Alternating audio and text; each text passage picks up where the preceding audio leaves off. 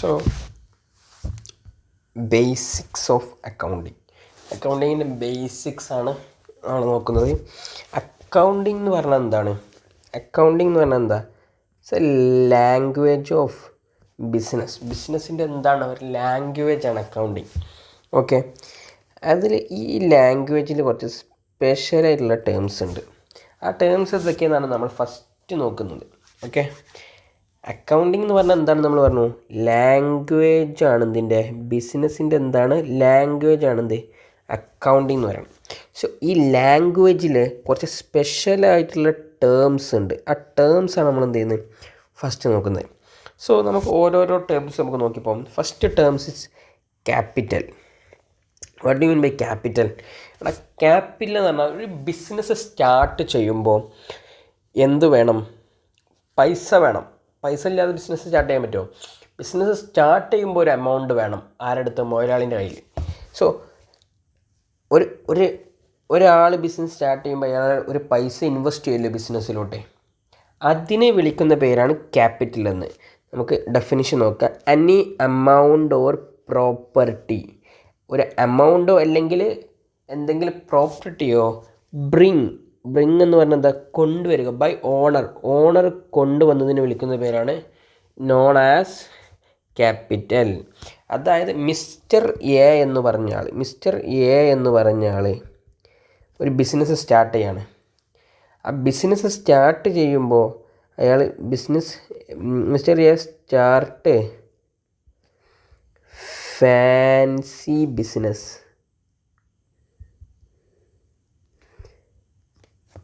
Start ചെയ്യണം. അപ്പോൾ business start ചെയ്യുമ്പോൾ അതിന് ഒരു ഇൻവെസ്റ്റ്മെൻറ്റ് വേണ്ടേ? ആ ഇൻവെസ്റ്റ്മെൻറ്റിനെ വിളിക്കുന്ന പേരാണ് എന്ത്? ക്യാപിറ്റൽ എന്ന്. അപ്പോൾ ഇവിടെ ഇൻവെസ്റ്റ്മെൻറ്റ് എത്ര? 1,00,000 വെച്ചാണ് എന്ത് ചെയ്തിട്ടുള്ളത്? മിസ്റ്റർ എ ബിസിനസ് സ്റ്റാർട്ട് ചെയ്തിട്ടുള്ളത്. ഈ 1,00,000 നമ്മൾ വിളിക്കുന്ന പേരാണ് എന്ത്? ക്യാപിറ്റൽ ഫണ്ട് അല്ലെങ്കിൽ ക്യാപിറ്റൽ ഓഫ് ബിസിനസ് എന്ന്. സോ അപ്പോൾ നമ്മൾ ക്യാപിറ്റൽ എന്താണെന്ന് നമ്മൾ മനസ്സിലാക്കി. ഫസ്റ്റത്തെ ട്രാൻസാക്ഷൻ നമ്മൾ പറഞ്ഞു. സോ രണ്ടാമത്തിലോട്ട് പോകും നമ്മൾ. അടുത്ത സ്പെഷ്യൽ ആയിട്ടുള്ള ഒന്നാണ്. നമ്മൾ കുറേ തവണ നിങ്ങൾ കേൾക്കുന്ന ഒരു വാടായിക്കാരം അസറ്റ്സ്. സോ അടുത്തൊരു സ്പെഷ്യലായിട്ട് പോകുന്നു അസറ്റ് എന്ന് പറഞ്ഞാൽ എന്താടാ? അതായത് അസറ്റ് എന്ന് പറഞ്ഞാൽ ഒരു ബിസിനസ് കുറച്ച് പ്രോപ്പർട്ടികൾ എന്ത് ഉണ്ടാവും? ഹെൽഡ് ചെയ്യുന്നുണ്ടാവും. Valuable property held by business. അങ്ങനെ പറഞ്ഞാൽ എന്താ വെച്ചാൽ, ഇപ്പോൾ മിസ്റ്റർ എ തന്നെ നമുക്ക് പറയാം. മിസ്റ്റർ എ എന്ത് ചെയ്തു? മിസ്റ്റർ എ ഒരു കാർ വാങ്ങി, അല്ലെങ്കിൽ എന്തൊരു ഗുഡ്സ് വാങ്ങി, അല്ലെങ്കിൽ ഒരു ലോറി വാങ്ങി. എന്തിന്?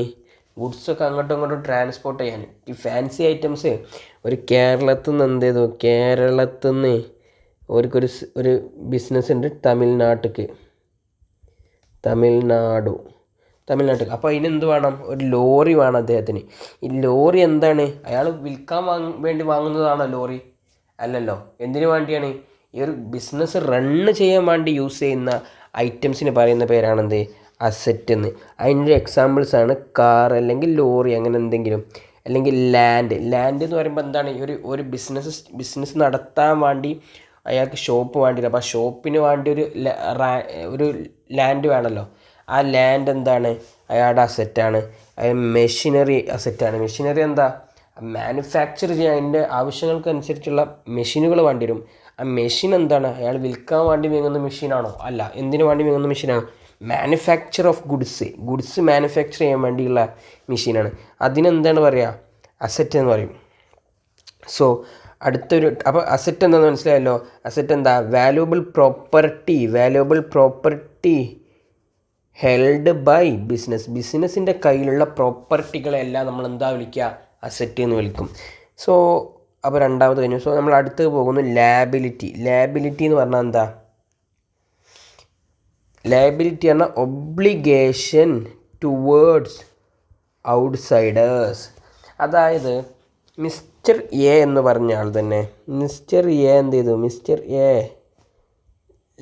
Loan taken from SBI ₹50,000. Okay, so ഇതെന്താണ്? മിസ്റ്റർ എ എന്ത് ചെയ്തു? ലോൺ എടുത്തു. എത്ര രൂപ? 50,000 ഫ്രം എവിടെ നിന്നാണ് എടുത്തടാ? പുറത്തുനിന്നാണ് എടുത്തത്. അപ്പോൾ ഒരു ലോൺ എടുത്താലുള്ള പ്രശ്നം എന്താ പ്രശ്നം? നമ്മൾ തിരിച്ചടക്കണമല്ലോ. പക്ഷെ ലോൺ എന്ത് ചെയ്യണം? തിരിച്ചടക്കണം. അപ്പോൾ നമുക്ക് അവിടുത്തെ ഒരു ബാധ്യതയുണ്ട്. ലോൺ തിരിച്ചടക്കുക എന്നുള്ളൊരു ബാധ്യത ഉണ്ട്. അപ്പോൾ അതിനെ നമ്മൾ ബിസിനസ്സിൽ വിളിക്കുന്ന പേരാണ് ലാബിലിറ്റി, ബാധ്യത. സോ ഇതാണ് ഇതിൻ്റെ എക്സാമ്പിൾ,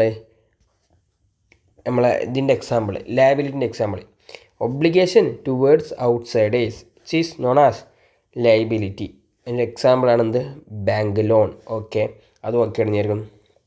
സോ അടുത്തൊന്നാണ് ഡ്രോയിങ്സ്. ഡ്രോയിങ്സ് എന്താണെന്ന് വെച്ചാൽ any amount or goods drawn by owner for personal purpose. any amount or goods, പൈസ ആയിട്ടോ അല്ലെങ്കിൽ ഗുഡ്സ് ആയിട്ടോ ഡ്രോൺ ചെയ്യുക എന്ന് പറഞ്ഞാൽ എടുത്തു കൊണ്ടുപോവുക. ബൈ ഓണർ എടുത്തു കൊണ്ടുപോകുമ്പോൾ പേഴ്സണൽ പർപ്പസ്, ബിസിനസ് പർപ്പസിനല്ലാതെ.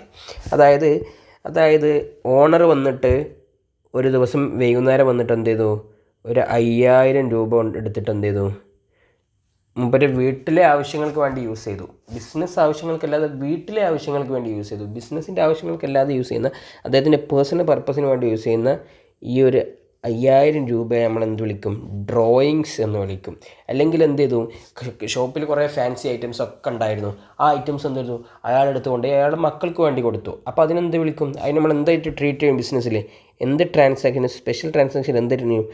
ഡ്രോയിങ്സ് ആയിട്ട് നമ്മൾ ട്രീറ്റ് ചെയ്യും. ഇതിനൊക്കെ ട്രീറ്റ്മെൻറ്റ് എങ്ങനെ വരിക നമ്മൾ ഫർദർ ക്ലാസ്സുകളിൽ നോക്കും. ഓക്കെ, സോ അടുത്തത് ഇൻകം. എന്താണ് ഇൻകം? ഇൻകം എന്ന് പറഞ്ഞാൽ സിമ്പിളായിട്ട് നമ്മൾ പറഞ്ഞാൽ ഇൻഫ്ലോ, അതായത് ബിസിനസ്സിലോട്ട് മണി വരുന്നത്, പൈസ എവിടെ നിന്നൊക്കെ വരുന്നത്, അതിന് എന്ത് പറയുന്നു? ഇൻകം എന്ന് പറയുന്നു. സോ നമുക്ക് സിമ്പിളായിട്ട് എക്സ്പെൻസ് നോക്കാം. എക്സ്പെൻസ് ഔട്ട്ഫ്ലോ, പൈസ എവിടേക്ക് പോകുന്ന കാര്യങ്ങൾ, നമ്മൾ ഇങ്ങോട്ട് കിട്ടുന്ന കാര്യം ചെയ്യുന്നതിന് നമ്മൾ ഇൻകം എന്ന് വിളിക്കുന്നു. അപ്പോൾ നമ്മൾ പൈസ അങ്ങോട്ട് പോകുന്നതിന് നമുക്ക് എന്ത് ചെയ്യും? എക്സ്പെൻസ് എന്ന് വിളിക്കുന്നു. സോ അടുത്തൊന്നിലോട്ട് നമ്മൾ പോകുന്നു, ഡെപ്റ്റർ. നമ്മൾ ഇൻകം നോക്കി ഡെപ്റ്ററിലോട്ട് പോകുന്നു. ഡെപ്റ്റർ എന്താ? Any amount receivable from A person. അതായത് ഒരാളേക്ക് നമുക്ക് എനി എമൗണ്ട്, എന്തെങ്കിലും പൈസ കിട്ടാനുണ്ടെങ്കിൽ അതിന് നമ്മൾ എന്താണ് വിളിക്കുക? അയാളെ നമ്മൾ വിളിക്കുന്ന പേരാണ് ഡെപ്റ്റർ എന്ന്.